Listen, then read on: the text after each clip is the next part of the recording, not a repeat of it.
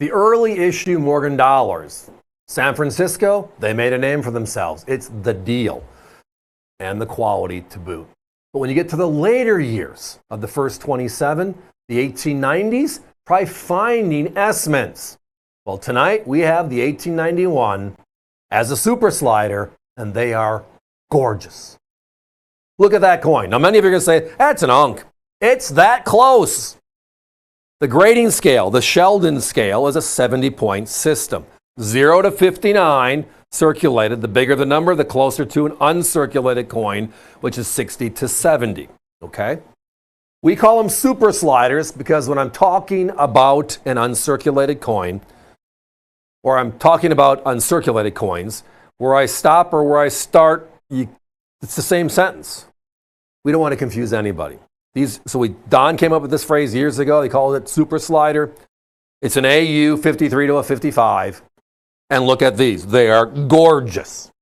Oh, right. Gorgeous. You would think they're unks. They slide by. Ergo the name super slider. So quality is the name of the game. Rarity is the definition that gets us started. And in this one, all about it.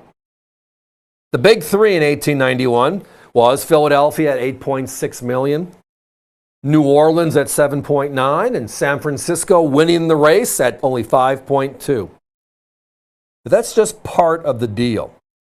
With a mintage of 5.2, again, you have to look at what was going on in history. In the 1890s, for all the branchments, was a difficult time. And why? Because the other side is this. The Pittman Act, 1918, was the authorization by President Woodrow Wilson to melt 60% of all the Morgan dollars ever struck and use the silver to help the war effort. The doughboys are now over there, right over the pond. World War I. When the war was over, the silver left over fed the peace dollar program. So the logic is, well, what happened? Well, if you think logically, you are going to think, well, let's put this vault together, or a barn, and the doors in front. In 1878, we're going to make our first coin. Are we going to drop it right by the door and trip over it every year? Or are we going to bring it way to the back and drop it there? Then every year we're going to drop in front of it. So when we're done making the Morgan dollar in 1904, the first 27 years, the coins that when you open the door, the closest to the door are going to be the ones most recently struck.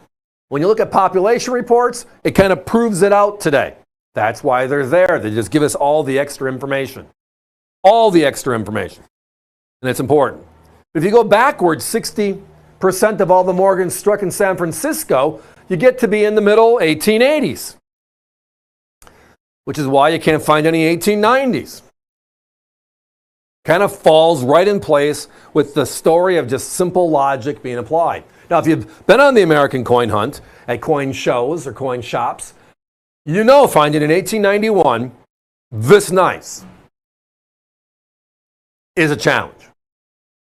And the numbers prove it out, as I just said. My competition on this old granite Lady Morgan. $204 was the closest. Most were $219 to $229. So we're looking at $70 to $100 more for the same coin. Now, the quality on this one, we call them super sliders. They're about uncirculated as the technical grade.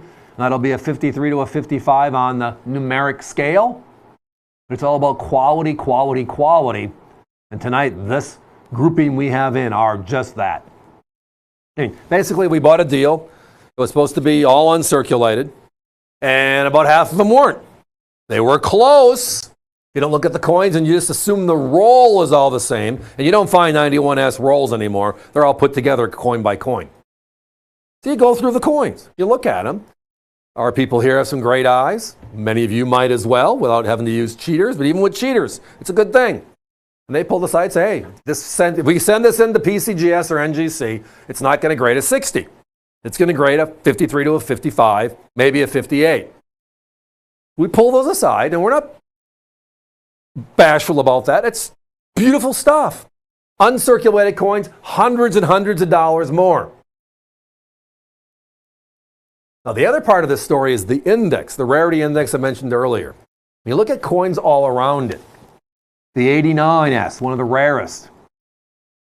The 85, the 87, all top 10 low mintage figure S mints. Populations of 20,300, 20,500, 21,300. And those coins in Super Slider, $400, $500, $600, $700 coins if you can find them. Look at the population report on the 91S, 19,800. So 500, upwards of 1,400 less. Yet it sells for, well, affordability.